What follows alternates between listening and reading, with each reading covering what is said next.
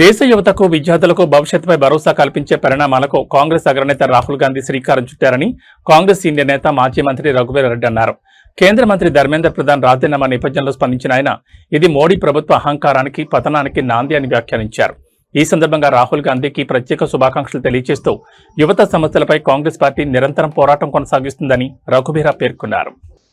దేశంలోని యువతకు విద్యార్థులకు ప్రత్యేకంగా రాహుల్ గాంధీ గారికి నా శుభాకాంక్షలు. వీరు ఒక దుర్మార్గాన్ని ఎండగట్టడంతో పాటు యువత భవిష్యత్తుకు ఒక భరోసా ఇచ్చేటువంటి విజయాన్ని సాధించినారు. ఇది కేవలం మొదలైంది. ధర్మేంద్ర ప్రధాన్ గారి రాజీనామా ఈ ప్రభుత్వ అహంకారానికి వారి పతనానికి ఇది బిగినింగ్ మాత్రమే. ఇటువంటి దుర్మార్గాలు అనేకమైనటువంటి ఉన్నాయి. అన్ని ప్రక్షాళన జరగాల్సినటువంటి అవసరం ఉంది. రేపు పార్లమెంట్లో కూడా ఇది కేవలం లీకు కాదు సుమా.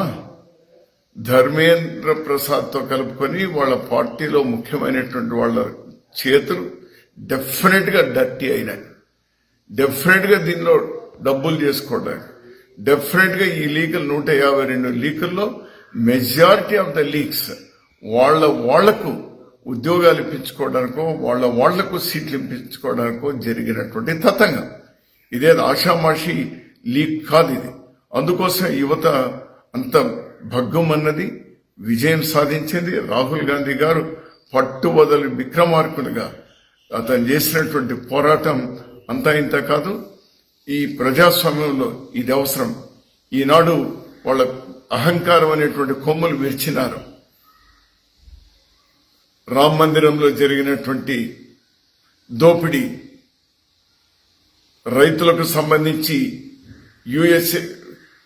అమెరికాకు తాకట్టు పెట్టినటువంటి విషయం, అనేకమైనటువంటి విషయాల మీద, కూలీల కడుపు కొట్టినటువంటి నరేగా, ఈ అన్ని అంశాల మీద కూడా ఇదే విధంగా పోరాడాలి.